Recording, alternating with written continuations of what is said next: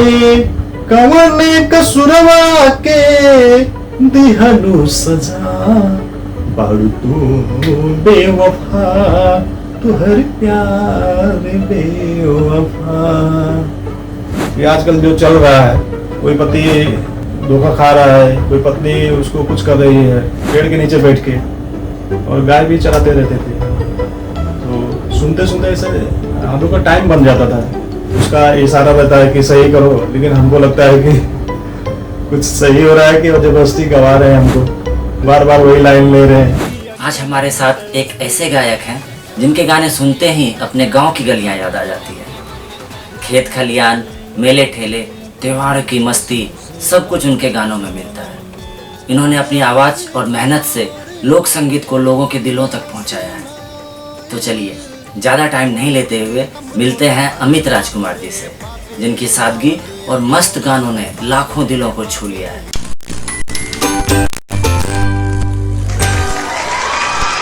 स्वागत है आपका अमित जी हमारे इस शो में।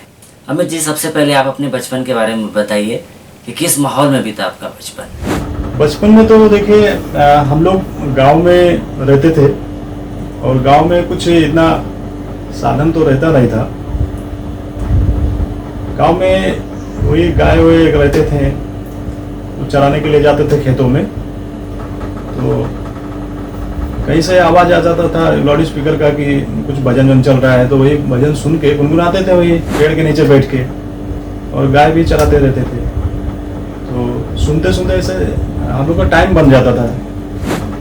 डेली जो है उसी टाइम पे जाते थे, तो कहीं मंदिरों पे बज रहा है, तो वहाँ से आवाज़ आता था लाउड स्पीकर का, तो वही सुनते थे।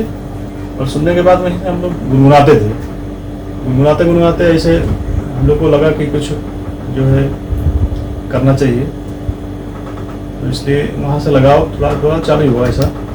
आपके घर में कोई और गीत संगीत से जुड़े थे या आपको अकेले ही गाने का शौक था?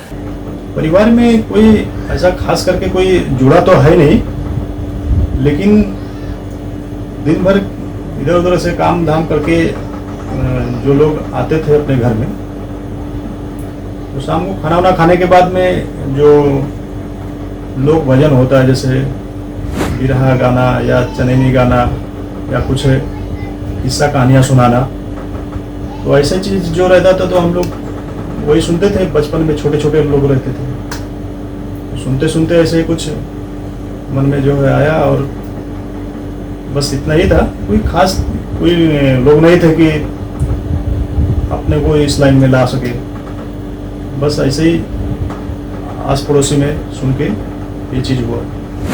बचपन में गाने का शौक कब लगा, कोई किस्सा याद है? बचपन में देखिए गांव में जो दुर्गा पूजा होता था, 9 दिन का पंडाल लगता था, उसमें हम लोग गाने के लिए जाते थे। तो बहुत दूर दूर से लोग आते थे गाने के लिए, तो उसमें आते थे वो लोग। कभी कभी हम लोग को भी मौका मिल जाता था, हम लोग गाना लिख के लेके जाते थे, वही गाना गाते थे। तो हमको सुर ताल या फिर कुछ ऐसे चीज़ों का नहीं नॉलेज था, लेकिन हम लोग प्रयास करते थे गाने का ऐसा। गाने की कोई औपचारिक शिक्षा, कोई गुरु जिनसे सीखा हो? देखिए औपचारिक शिक्षा जो है समझने की जारी है, और घर गांव से ही जो लोग गायक रहते थे उन्हीं लोग का जो सुन के रहते थे। अब जीवन भर सीखना ही है, सीख रहे हैं।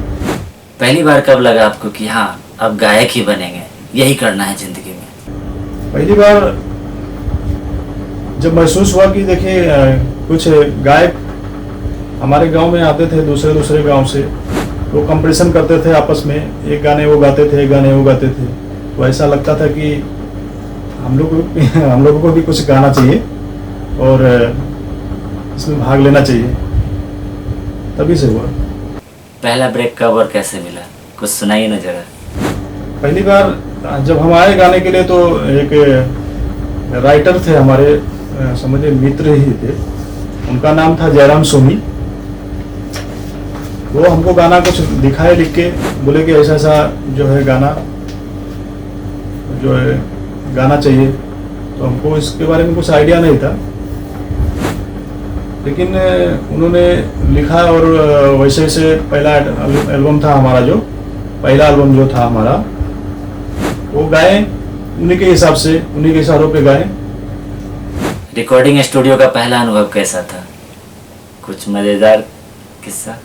हाँ, रिकॉर्डिंग स्टूडियो में अनुभव यही रहता है कि वहाँ पे जाने के बाद वो हेडफोन लगाना पड़ता है, और हेडफोन लगाने के बाद एक स्क्रिप्ट लिख के दे देते हैं जो गाने गाने रहते हैं, और सामने रिकॉर्डिस्ट रहता है, लेकिन एक उसका इशारा रहता है कि सही करो, लेकिन हमको लगता है कि कुछ सही हो रहा है कि जबरदस्ती गवा रहे हैं हमको, बार बार वही लाइन ले रहे हैं, लेकिन वो तो अपने हिसाब से अच्छा कर रहे थे, हमको ये नहीं लग रहा था। आपने किस किस तरह के लोकगीत गाए? मैं लोकगीत पहला देवी भजन गाए। देवी भजन जो है सबसे पहले मेरा देवी भजन ही था, उसके बाद लोकगीत आया। लोकगीत की समाज में क्या भूमिका है? देखिए, इस दौर में आदमी इतना बिजी है कि कहीं जा आना, किसी के पास उठना बैठना बहुत कम हो गया है। तो इस लोकगीत के माध्यम से कुछ ना कुछ सद्भावना लोगों को मिलता है, सुधार भी मिलता है कि आजकल जो चल रहा है, कोई पति धोखा खा रहा है, कोई पत्नी उसको कुछ कर रही है, वो कुछ आज सुनने को मिलता है डिजिटल माध्यम से। तो इसलिए मैंने भी ये सोचा कि एक सॉन्ग निकालते हैं जो दुख भरा है, सैड सॉन्ग जिसको बोलते हैं, लोगों को इससे भी कुछ सुधार मिलेगा, यही हमारी कोशिश थी। तो थोड़ा इस तरह से गुनगुना देते हैं। मैं मुखड़ा तो नहीं गुनगुनाता हूँ, लेकिन लास्ट का है जो वो बता देते हैं। लास्ट का इस प्रकार है। अमित के कवन कसुरवा के दिहनु सजा, बाड़ू तू बेवफा, तुहर प्यार बेवफा। इस तरह है, इससे लोगों को जो है सीखने को मिलेगा, और आपस में झगड़ा लड़ाई या बेवफाई खत्म होने का संभावना है, यही हमारा संदेश है। गांव गांव घूमकर गाने का कैसा अनुभव रहा? गांव में तो ज़्यादा घूमे नहीं है, लेकिन आसपास के गांव में जाते थे तो वहाँ पे जरूर जो है देवी माता का भजन या पचरा कुछ थोड़ा बहुत मौका मिलता था तो सुनाते थे, लोगों को बहुत अच्छा लगता था। तभी जो है ऐसा लगा कि हाँ, भजन में बहुत रस होता है और लोग बहुत चाव से सुनते हैं, तो यही था। आजकल के लड़के लड़कियां लोकगीत से थोड़ा दूर होते जा रहे हैं, ऐसा क्यों? आजकल युवाओं में लोक संगीत पर कम ध्यान देते हैं। रैप हुआ या फिर डीजे रिमिक्स, ये सब जो सॉन्ग ज़्यादा चलते हैं, ये सब युवाओं में ज़्यादा चलता है। पहली बार जब स्टेज पर गए थे तो क्या हाल था? घबराहट हुई थी या मज़ा आया था? हाँ, पहली बार जब स्टेज पे जब हम गए तो ऐसा लगा कि देखिए, अनुभव जो हमारे अंदर था वही अनुभव स्टेज पे दिखाना था, तो अच्छा ही लगा। कोई ऐसा शो या जगह जहां लोगों ने आपकी खूब तारीफ की हो और आज तक याद हो वो बात?